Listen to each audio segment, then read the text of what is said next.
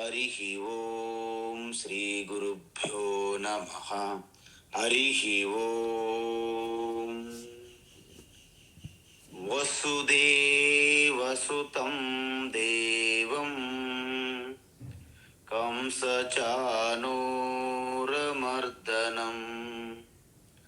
దేవకీ పరమానందం కృష్ణం వందే జగద్గురుం. తీర్త్వా మోహార్ణవం హత్వా రాగద్వేషాదిరాక్షసాన్ సీతా శాంతి సమాయుక్తా ఆత్మా రామో విరాజతే. ఓం. ఆత్మస్వరూప బంధుగణ, మనం భగవద్గీత జ్ఞానయజ్ఞం ప్రవాహములో 8 అధ్యాయములు పూర్తి చేసుకున్నాం. ఇది మనందరికీ, ప్రతి ఒక్కరికి ఎంతో గర్వకారణం. నిర్విఘ్నంగా ఆ మహాగణపతి స్మరిస్తూ వినాయక చతుర్థి రోజున ప్రారంభించిన మన యొక్క గీతా జ్ఞాన యజ్ఞము నిర్విఘ్నంగా ఇప్పటికీ 8 అధ్యాయములు పూర్తి చేసినందుకు మీ అందరికీ శుభాభినందనలు. నాకు కూడా చాలా ఆనందంగా ఉంది. అయితే ఇప్పుడు మనం ప్రవేశించబోయే అధ్యాయం ఉన్నా చూడండి, ఇది భగవద్గీతలోనే ఎంతో ప్రాముఖ్యమైనటువంటి అధ్యాయం. ఇది డైరెక్ట్గా వేదముల యొక్క సారమైనటువంటి ఉపనిషత్తులు, అంటే బ్రహ్మ విద్య. ఆ బ్రహ్మ విద్యని భగవాన్ శ్రీకృష్ణ రాజ విద్య అని చెప్పారు. అంటే విద్యలలో రాజు, the king, the royal science అన్నమాట. అలాంటి రాజ విద్య మనం ప్రవేశిస్తున్నాము. అందరూ ధన్యులన్నమాట. అయితే ఇదంతా ఓపెన్ మార్కెట్లో విద్య కాదండి. ఇది అత్యంత రహస్యమయమైనటువంటి విద్య. అందుకే గుహ్య యోగ, రాజగుహ్యం అంటే అత్యంత రహస్యాలన్నిట్లో కింగ్ అనమాట. మళ్ళీ రహస్యాల్లోనూ కింగ్, విద్యల్లో కూడా కింగ్ అనమాట. అంటే the supreme super most secret knowledge అని అర్థం. The greatest royal and supreme super most secret wisdom అంటారు దీన్ని. సో ఇంతవరకు భగవాన్ శ్రీకృష్ణ ఏమన్నారంటే, వేదాంతం అంటే బ్రహ్మ విద్య అంటే ఏమిటంటే ఒరిజినల్గా చెప్పేస్తున్నాను మీకు. అంటే రూపము లేని, శబ్దము లేని, స్పర్శ లేని, రుచి లేని, వాసన లేని, భావనలు కానీ ఆలోచనలకి దేనికి అందనిది, అగోచరమైనటువంటి ఆ స్వరూపమే నిర్గుణ ఈశ్వర జ్ఞానం అంటారు. ఆధ్యాత్మిక రంగంలో ఒక సాధకునికి ఏ విధంగా ప్రయాణం ప్రారంభించాలి అంటే, అందుకే ద స్పిరిచువల్ జర్నీ అంటారు. ఎలాగ ప్రారంభించాలి? అందరూ కూడాను ఒకే ప్రారంధకరంతో రారండి. ఋషి వామదేవ తల్లి గర్భంలో ఉన్నప్పుడే ఆయనకు ఒక అహం బ్రహ్మాస్మి అనే స్ఫురణ కలిగింది. తల్లి గర్భంలో ఉన్నాడు ఆయన. తద్దైతన్ పశ్యన్ ఋషి వామదేవ మాతృగర్భేను శేతే అహం మనుహు అహం సూర్య ఇది అని ప్రకటించుకున్నాడు అనమాట. నేనే మనువును, నేనే సూర్యును, నేనే చంద్ర, సకల దేవతా స్వరూపం నేనే, అహం బ్రహ్మాస్మి అన్నారు. ఎవరు? ఋషి వామదేవ తల్లి గర్భంలో ఉన్నప్పుడు. అందువల్ల మనందరం కూడాను ఋషి వామదేవ తల్లి గర్భంలో అన్నాడు, కానీ మనం 95 సంవత్సరాలు వచ్చినా మనం దాని వైపు పోవట్లేదు, అటువైపు. అది మన ప్రారంధకరం వేరు అని అర్థం. అందువలన ఈ ఆధ్యాత్మిక జీవితంలో మన సాధన ఎలా ఉండాలంటే, ముందుగా కర్మయోగం ప్రారంభించాలి. కర్మయోగం గురించి వివరంగా చూసాం 3వ అధ్యాయం. తరువాత దానితో పాటు ఉపాసన యోగము లేదా భక్తి యోగం అంటారు, దాన్ని జోడించాలి. తరువాత ఆఖరి మెట్టు జ్ఞానయోగం అంటారు.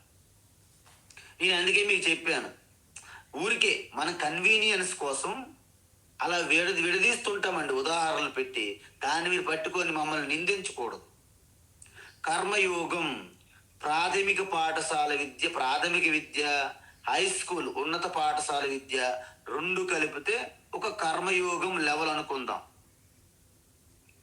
మరి ఉపాసన యోగం అంటే ఇంటర్మీడియట్ డిగ్రీ గ్రాడ్యుయేషన్.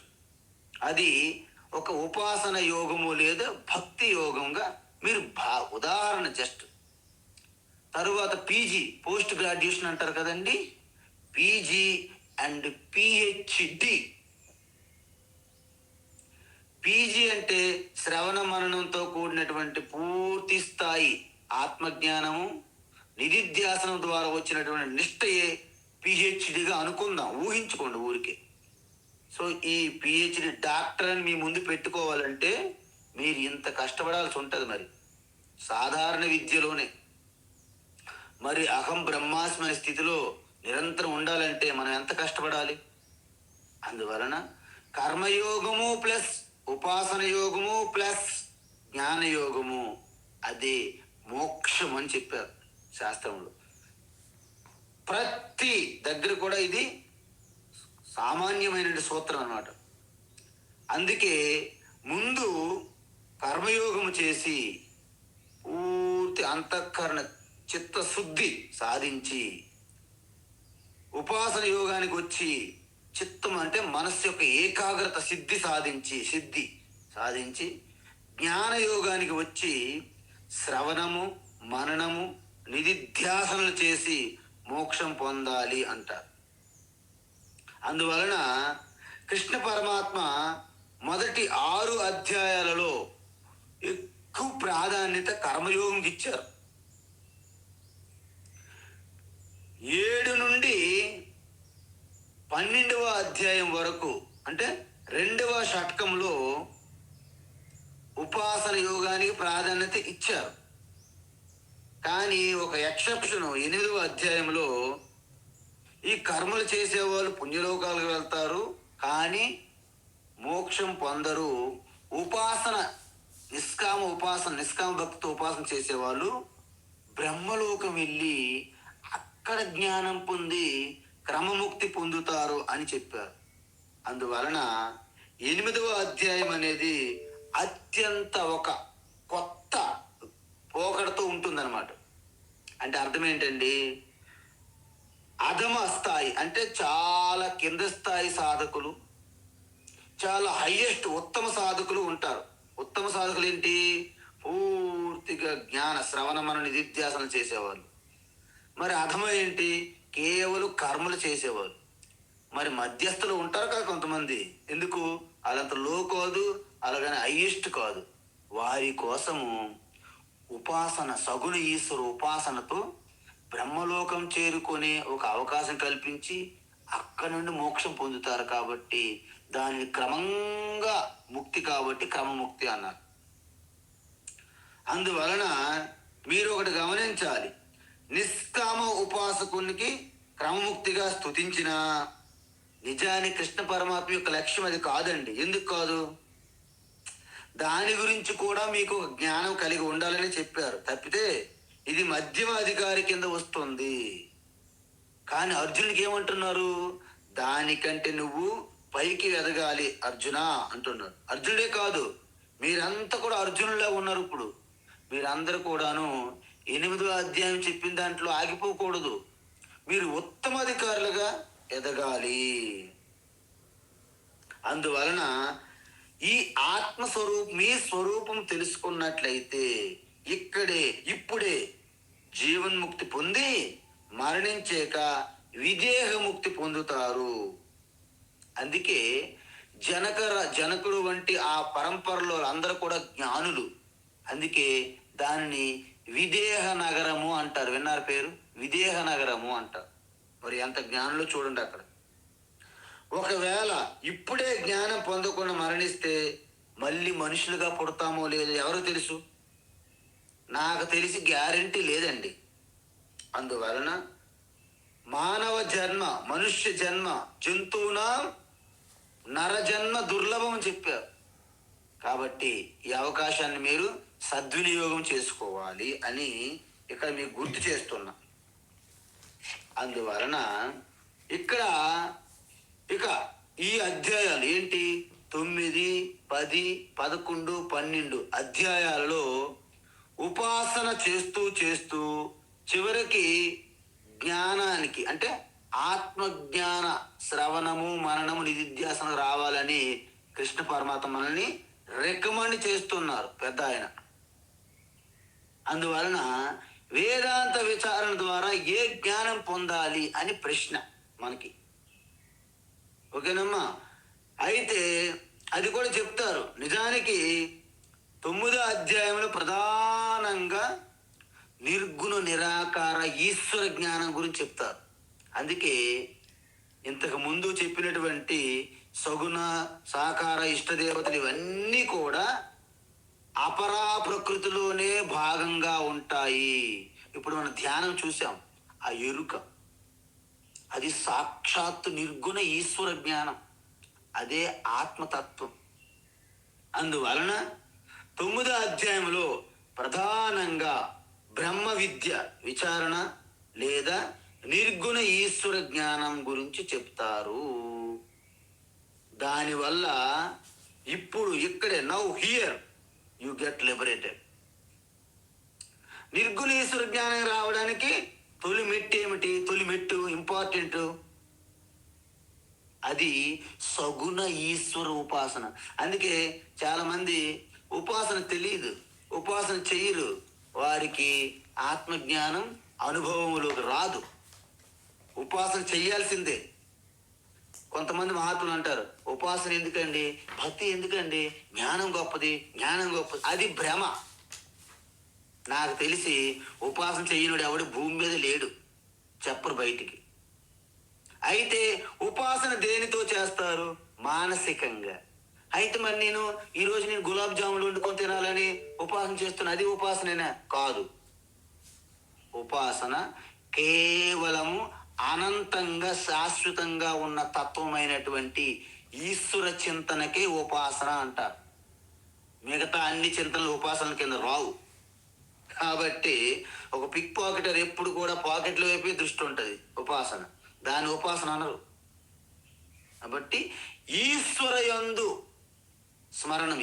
ఉప అంటే ఏంటంటే మీకు చెప్పేస్తాను, మరి ఎందుకు ఇది అర్థం కూడా చెప్పాను, మరొకసారి చెప్పాను, మళ్ళీ చెప్తా. ఉప అంటే సమీపే, ఆసన అంటే ఉండుట. దేని సమీపం ఉండుట? నా ముందు టేబుల్ ఉంది, బయట ఉన్నటువంటి డోర్ కంటే ఈ టేబుల్ నా సమీపమా కాదా? సమీపమే. మరి టేబుల్ కంటే నా చేతిలో ఒక పుస్తకం ఉంది, పుస్తకం సమీపమా కాదా? సమీపమే.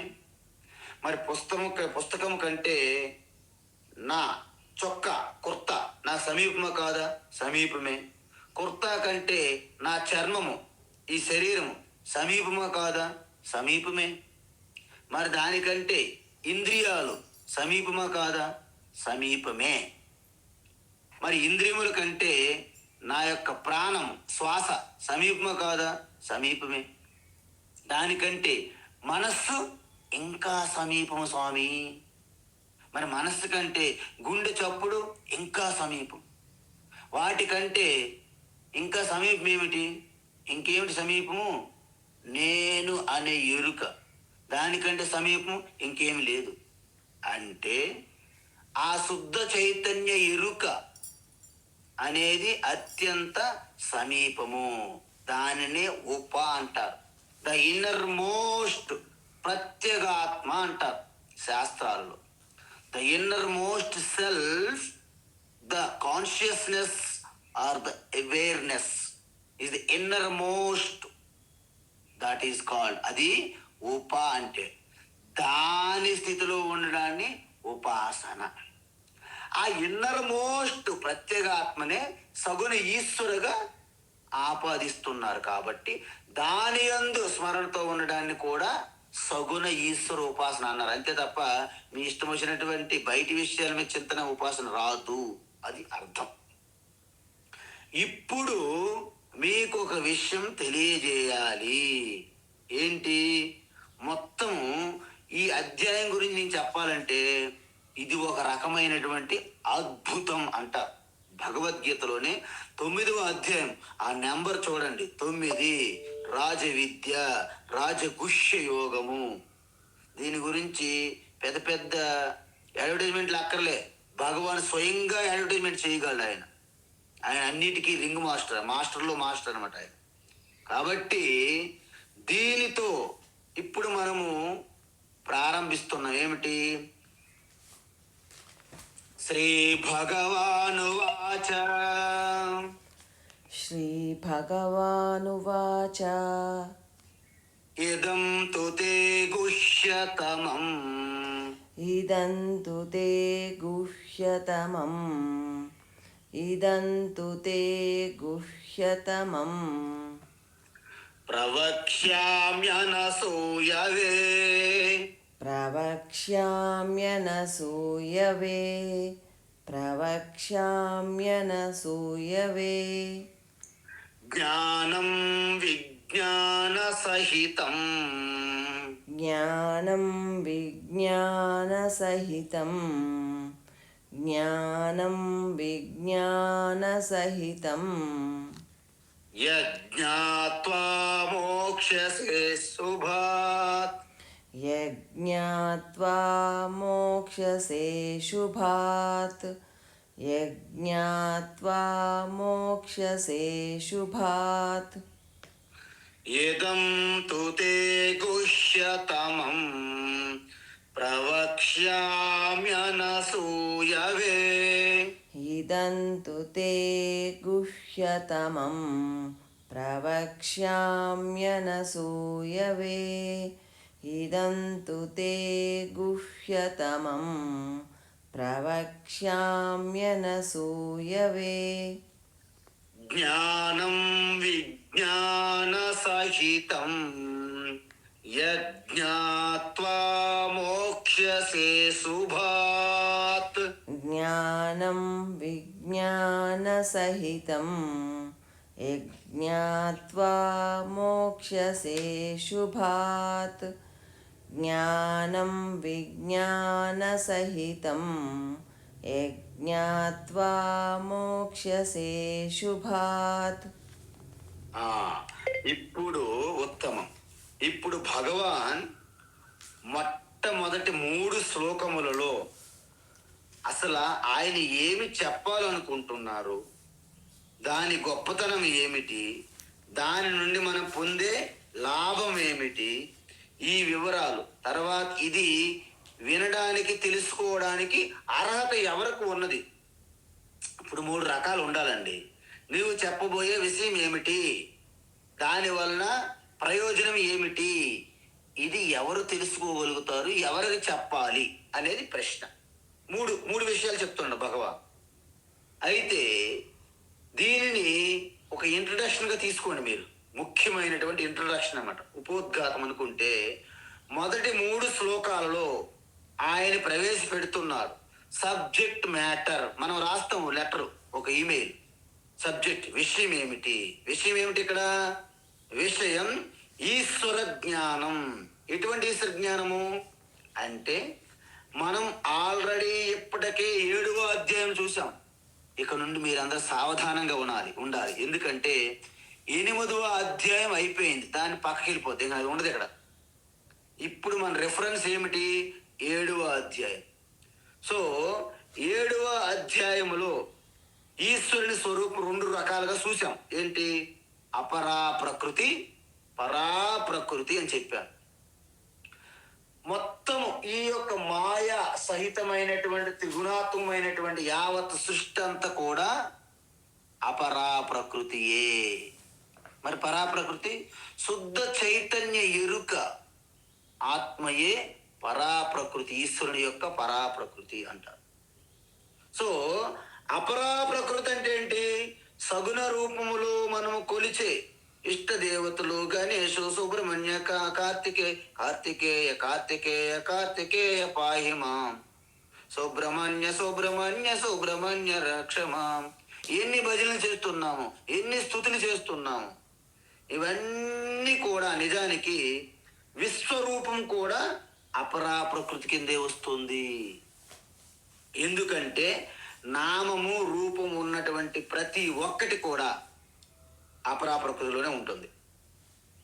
అందువలన సగుణ సవికార సవికల్ప అచేతనం అంటే జడస్వరూపం, ఇవన్నీ కూడా అపరా ప్రకృతి యొక్క గుణాలు, లక్షణాలు. వికారాలకు లోనవుతుంది కాబట్టి ఈ సమస్త సృష్టి అంతా కూడాను ఈశ్వరు యొక్క అపరా ప్రకృతి కింద వస్తుంది. ఇది ఒకటి క్లారిటీ. మరి పరాప్రకృతి దేనికి అంటే దేశము కాలానికి వాటి యొక్క పుణ్యపాపాలకి వికారాలకి అతీతంగా ఉన్నటువంటి ఈశ్వరుని యొక్క ఉన్నత స్వరూపము అంటారు.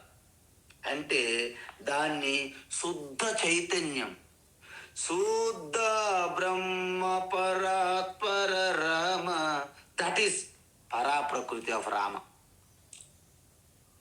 మరి సీతాపతి, దాశరథి, కౌసల్య రామ, అయోధ్య రామ, ఉదండ రామ, ఇవన్నీ ఏమిటి?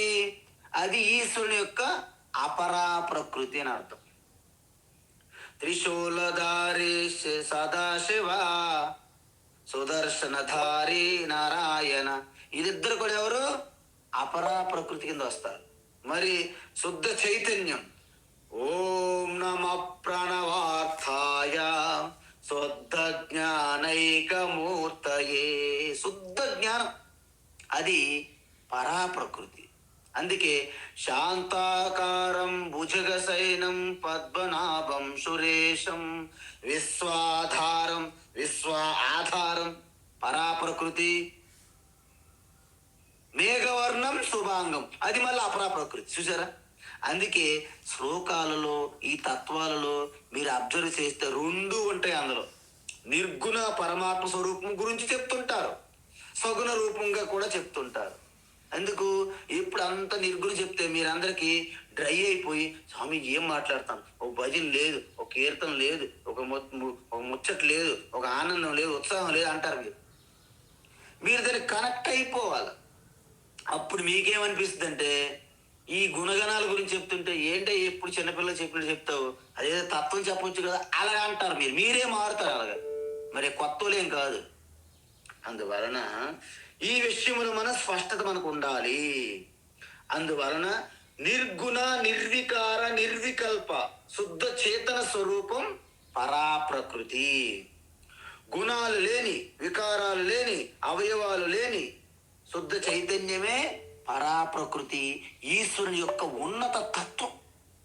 ఆ ఉన్నత తత్వం ఏదో కాదండి, మన ఆత్మతత్వమే. అందువలన కృష్ణ పరమాత్మ, ఏ అర్జున, నీకు ఈ అధ్యాయంలో అపరాప్రకృతి పరాప్రకృతుల స్వరూపాన్ని వివరిస్తా. ఎందుకు? 7వ అధ్యాయంలో ఆల్రెడీ చూసుకున్నాం. అపరాప్రకృతి గురించి చెప్పే జ్ఞానాన్ని జస్ట్ జ్ఞానము అంటారండి. మరి పరమాత్మ యొక్క అసలైన స్వరూపం ఆత్మతత్వం, పరమాత్మ తత్వం గురించి చెప్తే దాన్ని విజ్ఞానము అంటారు. అందుకే మన పాఠ్య పుస్తకాల్లో విజ్ఞాన శాస్త్రం అంటే ఊరికే అది విజ్ఞాన శాస్త్రం కాదు, అది జ్ఞాన శాస్త్రమే. విజ్ఞానం అంటే పరమాత్మ యొక్క ఉత్తమ ఉన్నత స్వరూప తత్వమే విజ్ఞాన శాస్త్రం ఇక్కడ. అందువలన 7వ అధ్యాయం పేరేమిటి మర్చిపోయారా? జ్ఞాన విజ్ఞాన యోగము. అంటే ఈశ్వరుని యొక్క సగుణ ఈశ్వర జ్ఞానము, నిర్గుణ ఈశ్వర జ్ఞానము. సగుణ ఈశ్వర జ్ఞానానికి జ్ఞానము అంటారండి, నిర్గుణ ఈశ్వర జ్ఞానానికి విజ్ఞానము అంటారు, విశేషమైన జ్ఞానం. అందువలన సగుణ ఈశ్వర జ్ఞానం పొందితే ద్వైతములోనే ఉంటారు మీరు. ఎందుకంటే నా నా స్వామి నా స్వామి పైన నేను దాసును, దాసోహం దాసోహం దాసోహం అంటాడు. అది ఎప్పుడు కూడా సగుణ ఈశ్వర జ్ఞానంతో మీరు ఉంటే కేవలము మీరు ద్వైతంలోనే ఉంటారు. మీరు ఈశ్వర స్వరూపం నా స్వరూపం ఒకటని మీరు ఎప్రిషియేట్ చేయలేరు. అందువలన ఈశ్వర వేరు నేను వేరు అనుకుంటాము. ఈశ్వర పరిపూర్ణుడు, నేను అసంపూర్ణుడును. ఈశ్వర సర్వజ్ఞ, నేను అల్పజ్ఞ. ఈశ్వర అసంసారి, ఆయన సంసారి ఎప్పుడు కాదు, నేను సంసారిని. ఎప్పుడైతే ఈశ్వరుడికి ఒక గుణాలు పెడతామో ఆయన్ని పెళ్లి చేస్తాం. ముందు ఆయన పెళ్లి చేస్తాం, అందరికంటే పెళ్లి చేయని తర్వాత ఊరుకుంటారా, ఆయన పిల్లలకు కూడా పుట్టిస్తాం. పిల్లలతోని గొడవలు పడుతూ వాళ్ళ మధ్య గొడవలు వస్తే అమ్మగారు ఆయనతో విడిపోయి కన్నవారింటికి వచ్చేస్తారు. ఆ అమ్మగారిని వెతుక్కుంటూ పెద్ద మనిషిని కూడేస్తాడు ఆయన. ఇంద్రుణ్ణి, బ్రహ్మని, విష్ణుని అందరు కూడేస్తారు. దీన్ని బట్టి మీకేమర్థమైంది? హరహర మహాదేవ్, దేవుంకే దేవ్ పెద్ద సంసారిగా తయారు చేసి పెడతాం అక్కడ మనం. ఆయనే పెద్ద సంసారం అయితే మనకి మన సంసారం నుంచి మనకి ఇప్పుడు గట్టెక్కించగలడు ఆయన. కాబట్టి అందువలన కేవలం సగుణ సాకార రూపంతో ఉండిపోయే వాళ్ళు ద్వైతములోనే ఉంటారు, అసలైన తత్వానికి వెళ్ళరు. ఇలా ఎన్ని భేదాలనే చెప్పొచ్చు. ఈశ్వరుడికి మనకెందుకు, వేరుగా ఉన్నామనే భావన భ్రమ. కానీ విజ్ఞానం అంటే పరాప్రకృతి తెలుసుకుంటే వస్తే అభేద జ్ఞానము. కెరటం చిన్నది, సముద్రం పెద్దని భావం లేదు. ఎందుకు? కెరటం నేను కాదు, నేను నీరు అని తెలుసుకుంది కాబట్టి. పాపం చిన్న రింగు, ఈ చిటికిని వేలికి పెట్టుకుని రింగు, నేను చిన్న రింగుని నా బతికే ఇంత, అమ్మగారేమో నడుముకి ఇంత వడ్డానం పెట్టుకుని మొయ్యలేకపోతున్నారు పాపం. అది చాలా పెద్దది, నా బతుకు చిన్నది. ఐఎమ్ వెరీ పూర్, ద వడ్డానం ఈజ్ వెరీ రిచ్, జమీందారులు. కానీ ఆ బంగారం రింగుకి నేను బంగారము, నేను రింగును కాదు అని తెలుసుకుంటే 5,000 కేజీలు బంగారం యొక్క ఆభరణమైన, కొంచెం ఒక తులం బంగారం ఉంగరమైన ఏం ఫీల్ అవ్వదు. ఎందుకు? నా స్వరూపం బంగారమే అని తెలుసుకోవాలి. ఎలా తెలుసుకుంటే అప్పుడేమవుతుంది? ఇదం విజ్ఞాన సహితం జ్ఞానం అహం ప్రవక్ష్యామి. చూసారా, భగవాన్ ఏమంటారు? ఇదం విజ్ఞాన సహితం. అర్జున, నేను కేవలము ఏ ప్రవచనకారుల్లాగా ఏదో ఎగ్జిబిషన్ చేస్తూ కేవలం పైన జ్ఞానం నీకు చెప్పడం లేదు, విజ్ఞాన సహితం. అందుకే మనం ఏం చెప్తున్నామో అది చేసి చూపెట్టాలి, చేసిందే చెప్పాలి, చెప్పిందే చెయ్యాలి. ఇది మన సూత్రం. అది హనుమంతుడి సూత్రం. అది శ్రీకృష్ణ, రామ వీళ్ళందరూ చేసి చూపెట్టారు. వాళ్ళు చేసిందే చెప్పారు, చెప్పిందే చేశారు. మనం కూడా అదే సూత్రం పాటించాలి. అందువలన ఇదం విజ్ఞాన సహితం జ్ఞానం. కేవలం ఒక జ్ఞానమే కాదు, విజ్ఞానముతో కూడి ఉన్న జ్ఞానాన్ని ప్రవక్ష్యామి. ప్రవక్ష్యామంటే నీకు అర్థమైందండి? ప్రవక్ష్యామి అని ఎందుకన్నారు తెలుసా అండి? భగవాన్ అంటే నేను నీకు స్పష్టంగా జ్ఞానము విజ్ఞానాల గురించి బోధిస్తాను. ఇంక చెప్పలేదు, చెప్తాను అంటున్నారు. కృష్ణ పరమాత్మకి తన యొక్క ఆ విజ్ఞానం మీద, ఆత్మ తత్వజ్ఞానం అది ఎంత స్పష్టతో మీరు చూడండి, ఎంత కాన్ఫిడెంట్ అండి, ఎంత నమ్మకం ఆయన జ్ఞానం మీద ఆయనకి. నేను స్పష్టంగా చెప్తాను నీకు అంటున్నాను. పైన చెప్తాను అనట్లేదు. ఈ కథలు, పొడుపు కథలు, సామెతలు, జోకులు చెప్పేసి 2 గంటలు ప్రవచనం అయిపోయింది, నీకేం అర్థమైంది? ఏం అర్థం అవ్వలే లాస్ట్కి. అలాగుండదు భగవాన్ యొక్క బోధ. స్పష్టంగా చెప్తారన్నమాట. అయితే ఈ ఉపదేశం యొక్క గొప్పతనం ఏమిటి? కానీ దేనికైనా సరే అడ్వర్టైజ్మెంట్స్ ఉండాలా లేదా? అప్పుడే కదా మన అందరం ఆకర్షింపబడతాం. కానీ ఈశ్వరు చేసే ప్రకటనలో అబద్ధాలు ఉండవండోయ్. మనం ప్రతి ఒక్క ప్రకటనలో కూడా అబద్ధమే. థమ్స్అప్ తాగితే నీకు సూపర్ అంటాడు. థమ్స్అప్లు అనేక రకమైన కెమికల్ చేస్తారు. డబ్బుల కోసం వాడేమో అడ్వర్టైజ్మెంట్ చేస్తాడు. ఇలాంటిది కాదు ఇక్కడ అడ్వర్టైజ్మెంట్. భగవాన్ ఏమంటున్నారు? ఈ జ్ఞానం అనేది గుహ్య తమం. తమం అంటే సూపర్లేటివ్ డిగ్రీ. అంటే గుహ్యం అంటే రహస్యం అండి. రహస్యాలన్నిట్లో కూడా సూపర్ మోస్ట్ రహస్యం అర్జున అంటున్నారు. ఎందుకు అలా అంటున్నారు? ఎందుకంటే ఈ అపురూపమైన జ్ఞానం ఎక్కడ పడితే అక్కడ దొరకదండి. నిజానికి ఈశ్వర జ్ఞానానికి వచ్చేవారు చాలా తక్కువ. మీరు నమ్ముతారో లేదో కానీ ఒక్కొక్కసారి పెద్ద పూజలు చేస్తారు. స్వామీజీ ఇక్కడ 10,000 మంది జనం వస్తున్నారు ఈవేళ వ్రతానికి, మీరు వచ్చి రండి, ఏదో ఒకటి చెప్పేదిగా. నేను వెళ్తా. నేను ఏదైనా పేలుతుంటే ఎవ్వరు పట్టించుకోరండి. కేవలం అక్కడ ఉన్నటువంటి 2-3 చిన్న పిల్లలు ఏదైనా ఈ స్వామి ఇస్తాడా అన్నట్టు చూస్తారు తప్ప అందరూ బిజీ. వాళ్ళ స్తంభాలు కొట్టేసుకోవడము, ఆ చెట్లకి రచ్చలు కొట్టుకోవడము, తాయితులు కొట్టుకోవడము, అక్కడ నీళ్లు పోయడము, అవి పీకడము, కట్టడము, ఈ రకమైనటువంటి. లేకపోతే గోమాతకి ప్రవేశించాలని ఒకరేం తల పట్టుకోవడము, ఒకటి తాకు పట్టుకోవడము, నెట్టడమే లోపలికి, అది రాదు భయపడిపోతుంటారు. ఇలాంటి చేష్టలన్నీ చేస్తుంటారు. ఈశ్వరు గురించి ఎవరికి ఏమీ స్పష్టత లేదు. అసలు ఈశ్వరు గురించి తెలుసుకోవాలనే ఆ జిజ్ఞాస ఎవరికి ఉండదు. అందుకే ఈశ్వర జ్ఞానానికి వచ్చేవారు చాలా తక్కువ. మీరే గమనించండి. మనము ఎక్కడికైనా ఒక టెంపుల్కి వెళ్తాం. ఆ టెంపుల్కి వెళ్ళాలంటే కిటకిట జనం, అలాగా ఇసుక పోస్తే కింద పడినటువంటి జనం ఉంటారు. తీరా చూసరికి ఒక్కోసారి పెద్ద టెంపుల్ కాంప్లెక్స్లో ఒక్క పూజారి, ఎవరో రోజు వెళ్ళే ఒక భక్తుడు తప్ప ఎవరు ఉండరు. ఖాళీగా ఉంటుంది. చాలా టెంపుల్ ఖాళీగా ఉన్నాయి. నిజంగా టెంపుల్ మనం సద్వినియోగం చేసుకుంటే కొత్త టెంపుల్ మనము కట్టాల్సిన పనే లేదు. అందువలన ఈ రాజకీయ నాయకులు ఎలాగైతే శిలాఫలకాలు వేసి వదిలేస్తుంటారో అలాగే మన వాళ్ళు కూడా టెంపుల్ కట్టి వదిలేస్తున్నారు. టెంపుల్ను మనం సద్వినియోగం చేసుకోవట్లేదు బాగా. అందువల్ల ఈశ్వర స్వరూపం గురించి తెలుసుకోవాలని తపన అందరికీ ఉండదు. ఒకవేళ పొరపాటున ఉన్నా అది సగుణ ఈశ్వరు గురించే మాట్లాడతారు. అంటే ఏంటి? బొట్లు కిందకు పెట్టారా లేదా, ఊళ్ళల్లో బొట్లు పెట్టావా లేదా. బొట్లు మళ్ళీ అందరికి కనిపించాలి సుమా. మళ్ళీ బట్టలు అన్నీ వేసుకుంటే బొట్లు పెట్టి లాభం ఏంటి? అందుకే బొట్లు పెట్టి ఆయన వస్త్రం కప్పరు, దాని మీద చూపెడుతుంటారు. బొట్లు పెట్టాను చూడండి, ఇదిగో ఇటువైపు బొట్లు ఉన్నాయి, ఇటువైపు బొట్లు ఉన్నాయి, పైన కింద అన్ని బొట్లే చూపెడుతుంటారు. అందువలన సగుణ ఈశ్వరు గురించే మాట్లాడతారు తప్ప నిర్గుణమైనటువంటి ఆ అపరతత్వం అంటే పరతత్వం అనేది ఎవరు తెలుసుకోవడానికి ముందుకు రారు. అందువల్లనే ఇది గుహ్యతమం, రహస్యాలలో అత్యంత గొప్ప రహస్యము, అరుదైనటువంటి గొప్ప జ్ఞానమే విజ్ఞానం ఇది అన్నారు భగవాన్. అయితే ఇంత ముందే చెప్పారు. ఇంతకీ దీని యొక్క ప్రయోజనం ఏమిటి?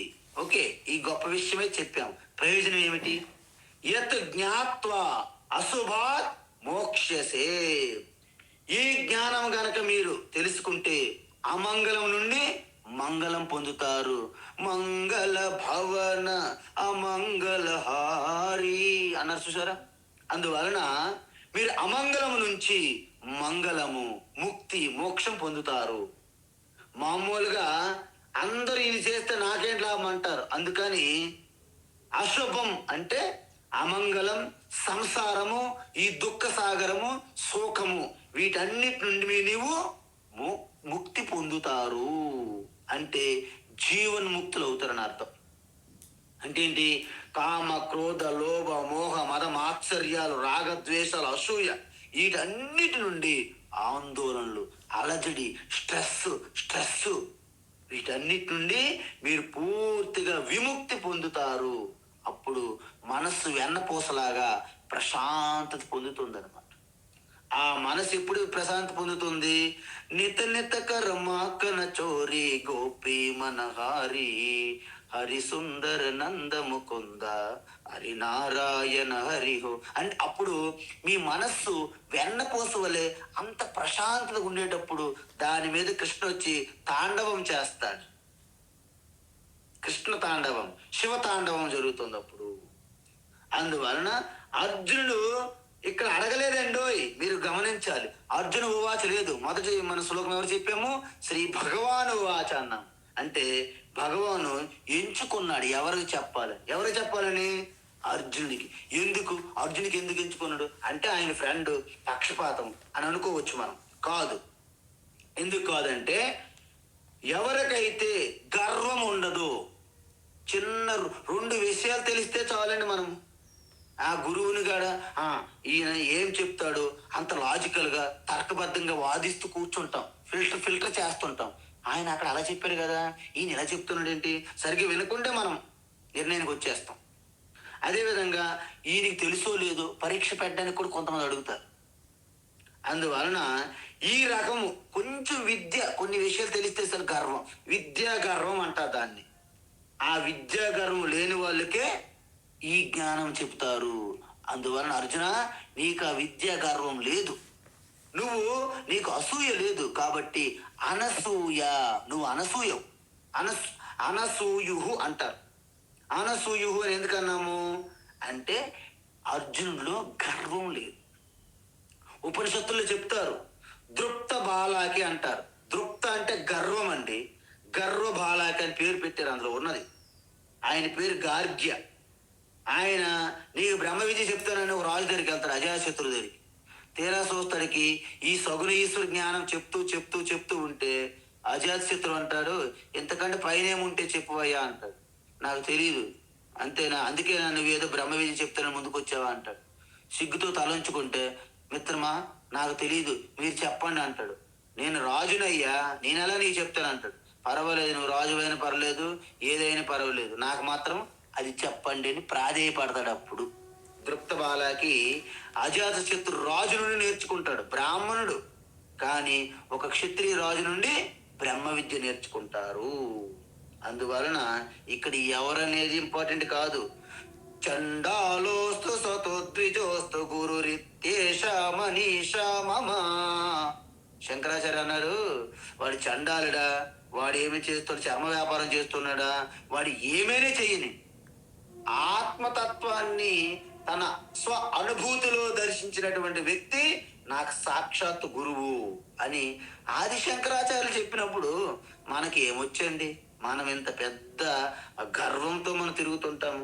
ఏదో పెద్ద బంగారం కంకణాలు వేసుకున్నారని, ఏదో పెద్ద అవార్డులు పెట్టారని మెడలో వేసుకొని తిప్పుతుంటారు. చూసారా నాకు అవార్డు వచ్చింది, చూసారా నాకు అవార్డు వచ్చింది, ఈ మెడలో వేసుకొని తిప్పాలా నువ్వు? అదే అనమాట.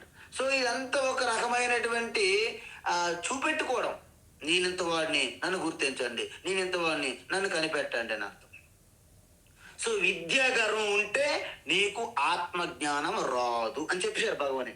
అందుకే మనము 4వ అధ్యాయం ఏం చూసాము, శ్రద్ధావాల్లభతే జ్ఞానం తత్పర సంయతేంద్రియ జ్ఞానం లబ్ధ్వా పరాం శాంతిం అచిరేనాధిగచ్చతి. చూసారా, అందుకే శ్రద్ధ ఉంటేనే జ్ఞానం, ఆత్మజ్ఞానం, లేకపోతే రాదు. కానీ ఈ అసూయ అనేది చాలా రోగం, జబ్బు, అది అంత తేలిగ్గా పోదు. అందుకే ఇంతకీ అసూయ అంటే ఏంటి చెప్పారు శాస్త్రాల్లో. పర గుణేషు దోష ఆవిష్కరణం అసూయ. ఎప్పుడు ఫైండింగ్ ఫాల్ట్ వెతుకుతుంటారు, భూతార్థం పట్టుకుని. వాళ్ళ చేతులు ఎప్పుడు భూతార్థం ఉంటుందండి, మ్యాగ్నిఫైడ్ గ్లాస్ పాకెట్లు పెట్టుకుని తిరుగుతారు అన్నమాట. ఇక్కడ ఇలా పెడతారు. వారిలో ఉన్న మంచి గుణాలను అస్సలు చూడరండి. ఎక్కడికి ఫాల్ట్స్ ఉన్నాయి, ఎక్కడ ఫాల్ట్స్ ఉన్నాయి, ప్రతి ఒక్కరిని ఫాల్ట్ పట్టడమే. బుద్ధుని ఫాల్ట్ చూస్తారు ఫస్ట్. శంకరుని యొక్క ఫాల్ట్లు చూడటమే. రామానుజ యొక్క తప్పులు చూడటం. వివేకానంద తప్పులు చూడటం. ప్రతి ఒక్కరి తప్పులు చూస్తారు. ఎవరు ఏ పేరు చెప్పండి, రాముడి యొక్క తప్పులే చూస్తారు. కృష్ణుడి యొక్క తప్పులు. అంటే వారి యొక్క గొప్ప చరిత్ర, వారి యొక్క క్యారెక్టర్, వారి యొక్క శీలం, వారి యొక్క అలవాట్లు, వారి జీవనము, వారి తత్వము, వారి ఉపదేశం, వారి నడవడిక ఏమీ తెలియదు, మన చేత కాదు తెలుసుకోవడానికి. అందుకే ఈ పరగుణేషు దోష ఆవిష్కరణం అనేది జబ్బు అన్నారు. దీన్నే అసూయ అంటారు. ఎవరికైతే ఈ అసూయ ఉండదో వారిని అనసూయ అంటారు. చూసారా, ఇంతకీ అనసూయ అంటే ఎవరు స్వామి? అనసూయ అంటే అత్రి మహర్షి యొక్క పత్ని పేరు కూడా అనసూయ అని పెట్టారు. ఎందుకు పెట్టారు తెలుసా అండి? అత్రి అంటే ఏంటి చెప్పనా? యస్య త్రిహి న విద్యతే అత్రిహి అన్నారు. అంటే త్రి అంటే ఏంటి? 3 గుణములు. 3 గుణములు సంసారం కాదండి. గుణాతీతుడుగా ఎవరుంటారో వారి పేరే అత్రి అత్రి అంట. మరి అత్రికి భార్య ఎలాంటి వాళ్ళు ఉండాలి? అనసూయ ఉండాలి. ఆవిడికి అసూయ ఉండకూడదు. ఈ అసూయ భార్య కలిగి నువ్వు అత్రి అంటే ఎక్కడ కుదురుతుంది? అందుకే అత్రి అనసూయ అది పడింది అనమాట. అయితే ఇంతకీ అడ్వర్టైజ్మెంట్ బాగా చేశారు, ఇంతకీ దాని సంగతి ఏంటో చెప్పాలి కదండి మరి. అందుకు భగవాన్ ఏమంటున్నాడంటే, రాజ విద్యా రాజగుహ్యం, రాజవిద్యా రాజగుహ్యం, రాజవిద్యా రాజగుహ్యం, పవిత్రమిదముత్తమం, పవిత్రమిదముత్తమం, పవిత్రమిదముత్తమం, ప్రత్యక్షావగమం ధర్మ్యం, ప్రత్యక్షావగమం ధర్మ్యం, ప్రత్యక్షావగమం ధర్మ్యం, సుసుఖం కర్తుమవ్యయం, సుసుఖం కర్తుమవ్యయం, సుసుఖం కర్తుమవ్యయం, రాజవిద్యా రాజగుహ్యం, పవిత్రమిదముత్తమం, రాజవిద్యా రాజగుహ్యం, పవిత్రమిదముత్తమం, రాజవిద్యా రాజగుహ్యం, పవిత్రమిదముత్తమం, ప్రత్యక్షావగమం ధర్మ్యం, సుసుఖం కర్తుమవ్యయం. ప్రత్యక్షావగమం ధర్మ్యం, ప్రత్యక్ష ప్రత్యక్షావగమం ధర్మ్యం, సుసుఖం కర్తుమవ్యయం, ప్రత్యక్షావగమం ధర్మ్యం, సుసుఖం కర్తుమవ్యయం. ఉత్తమం, అద్భుతం. అయితే ఇక్కడ ఈ రాజవిద్య అని ఎందుకు అన్నారు అని చెప్పాలి కదా. భగవాను ఈ యొక్క ఈశ్వర తత్వం, నిర్గుణ ఈశ్వర తత్వం యొక్క గొప్పతనం, మహిమ చెప్తున్నారు అన్నమాట. ఎందుకంటే ఏ జ్ఞానం కూడా దీనితో సరితూగే సమానమైన జ్ఞానము ఇంకా లేదు. దీన్ని ముండకోపనిషత్తులో పరావిద్య, అక్షర విద్య, దీన్ని రాజవిద్య అని భగవాన్ అన్నారు. అంటే ఇంతకీ రాజవిద్యని ఎందుకు అనాలి? దానికి కారణాలు ఉండాలి కదా, చెబుతున్నారన్న. ఇది అత్యున్నతమైనటువంటి ఈశ్వరుని యొక్క నిర్గుణ స్వరూపం గురించి చెబుతుంది. అంటే ఏంటి నిర్గుణ స్వరూపం? సత్యం జ్ఞానం అనంతం బ్రహ్మ. సత్యం జ్ఞానం అనంతం బ్రహ్మ అంటే అర్థం ఏంటి? బ్రహ్మ సత్యం జగన్మిథ్యా, జీవో బ్రహ్మైవ నాపరః అంటారు. అది బోధిస్తుంది. కాబట్టి ఈ జగత్తులో, అంటే ఈ జగత్తు అనేది సగుణ బ్రహ్మ కూడా ఈ జగత్తు కిందే వస్తున్నది అని అర్థం. అందుకే మీరు చూడండి, మనం ఎక్కడ ఏ టెంపుల్ కట్టినా, ఏ ప్రాణ ప్రతిష్ఠ చేసినా అది కూడా జగత్తులో అంతర్పాతమే. జగత్ అంటే ఎక్కడ వేరు కాదండి, ఈశ్వరుని యొక్క అపరా ప్రకృతి, అంటే కింద స్థాయి స్వరూపమే జగత్, ఉన్నత స్థాయి స్వరూపమే చైతన్య స్వరూపం అని అర్థం. అలా తీసుకోవాలి మనం. అందువలన ఇది ఒక్కటే సత్యము, మిగతా ఆ కింద స్థాయి స్వరూపం అనేది తాత్కాలికమైనది. కాబట్టి దాన్ని మిథ్య అన్నారు. మరి సత్యం ఎక్కడ బయట ఉంటుందా? నాలో కూడా ఉన్నది, ఎరుకుగా ఉన్నది. అహం సత్యం జగన్మిథ్య, అహం బ్రహ్మైవ నాప అని నిధిధ్యాసంలో తెలుసుకోవాలి మనిషి, వ్యక్తి, సాధకులు. ఎప్పుడు కూడా బ్రహ్మ బ్రహ్మ బ్రహ్మ అంటే అక్కడ ఏదో పెద్ద బోల్డర్ లాగా ఎక్కడో పెద్ద కొండ, ఎవరెస్ట్ పర్వతమా, లేకపోతే ఎక్కడో మేఘాలలో ఎక్కడ దాక్కున్నడమా, అలా ఉండదు. మేఘాలలో దాక్కున్నటువంటి ఆ ఈశ్వరుడు ఇప్పుడు కోల్డ్ గడి చేసి కాఫ్ కోల్డ్తో ఎంత ఇబ్బంది పడాలి చెప్పండి, మేఘాల్లో ఉన్నటువంటి ఈశ్వర. కాబట్టి అది కాదు. అయితే ఇంతకీ ఒకరు అడిగారు నాకు, స్వామీజీ ఇవన్నీ చెప్పారు బాగుంది, వైకుంఠములో ఉన్న నారాయణ సంగతి ఏమిటి, ఉన్నారా లేదా అని అడిగారు వచ్చి ఒకరు. నేను అన్నాను, వైకుంఠములో నారాయణ ఆపాను అక్కడ. ఏమంటాడు చూస్తున్నాడు ఆయన. వైకుంఠములో కూడా, కూడా అని ఒకటి పెట్టా, వైకుంఠములో కూడా నారాయణ ఉన్నాడు. అదేంటి కూడా అంటే, మరి ఇక్కడ కూడా నారాయణ ఉన్నాడు. మరి అమెరికాలో కూడా నారాయణ. పాకిస్తాన్లో ఖచ్చితంగా పాకిస్తాన్లో ఉండకూడదు, ఎందుకంటే వాళ్ళు హిందువులు వ్యతిరేక కదా. లేదు, పాకిస్తాన్లో కూడా నారాయణ ఉన్నారని చెప్పారు. దీన్ని బట్టి మీకు ఏమర్థమైంది? సృష్టి అంతా వ్యాపించి ఉన్న నారాయణ సరిపోయిందా? అందువలన కైలాసములో శివ ఉన్నాడా లేదంటే మీరేమనాలి? కైలాసములో కూడా శివ ఉన్నారు అని చెప్పాలి. ఈ కూడాని మీరు యాడ్ చేసుకుంటే ఇక మీకు ఎవ్వరు ఈ ద్వైత బుద్ధితోని ఈ కొట్టు బొట్టు జుట్లతో తిరుగుతుంటారు కర్రలు పట్టుకొని, వాళ్ళ నుండి మీరు తప్పించుకోగలుగుతారు. ఈ కూడా అనేది ఒక్కటి మీరు పట్టుకోవాలి మీరు గట్టిగా. రెండోది ఏంటంటే, ఇది ఒక్క మోక్షాన్ని ఇస్తుంది కాబట్టి, మోక్షం అంటే మీకు అర్థం కాదు, ఏదో పెద్ద కిరీటం పెట్టడం మోక్షం అనుకుంటాం మనం. కాదు అది. మోక్షం అంటే ఏంటంటే, మనకి 3 రకాలుగా వేధిస్తుంది. ఈ శరీర పరంగా మనము అనేక తాపానికి గురవుతుంటాం. అందువలన ఈ శరీరానితో మనము ఎన్ని చేసినా శరీరాన్ని మీరు సరి చేయలేరు. ఏం చేసినా కాస్త ముక్కు బాగులేదండి, లేదా పెదవులు బాగోలేవు, దవడలు బాగోలేవు, చేతులు బాగోలేవు, కాలు బాగోలేవు, అన్ని బాగున్నా పొట్టి బాగున్నా ఫ్యాట్. సన్నంగా ఉన్న వాళ్ళకి ఫ్యాట్ అవ్వాలని ఉంటుంది, ఫ్యాట్ ఉన్న వాళ్ళకి సన్నం అవ్వాలని ఉంటుంది, పొట్టిగా ఉన్న వాళ్ళకి పొడుగా అంటారు, పొడవు ఉన్న వాళ్ళకి పొట్టిగా. ఇవన్నీ కూడా ఎక్కడ తెస్తాం? నల్లగా ఉన్న వాళ్ళు తెల్లగా ఉండాలనుకుంటారు. తెల్లగా ఉన్న వాళ్ళు ఏంటి తెల్లగా చర్మం తీసినట్టు, లేకపోతే నల్లగా ఉంటే బాగున్నా అంటారు. దీని ప్రకారంగా ఈ శరీర పరంగా మీరు ఎప్పుడు కూడా సంతృప్తి చెందలేరు.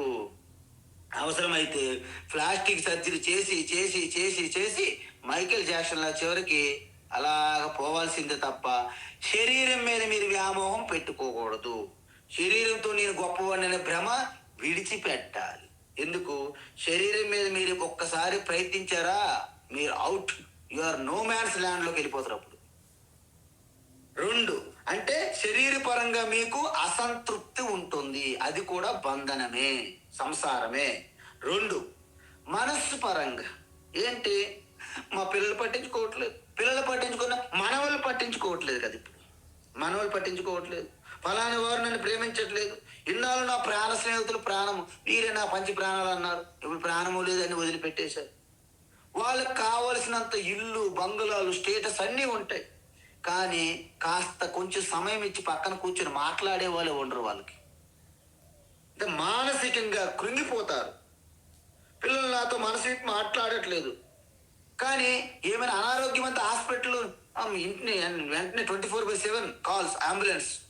ఏమైనా చిన్న కోల్డ్ వస్తాలు అపోలో ఫోన్ చేసేస్తారు, కానీ పక్కన కూర్చొని మాట్లాడే ఇది మాత్రం అవకాశం మాత్రం ఉండదు. సో మానసికంగా వాళ్ళు కృంగిపోయి టెన్షన్, ఆందోళన, చింతనతో నిండిపోతుంది. ఇది మానసికమైన సంసారం. మరి ఇక బుద్ధిపరంగా కూడా ఉంటుంది తెలుసా?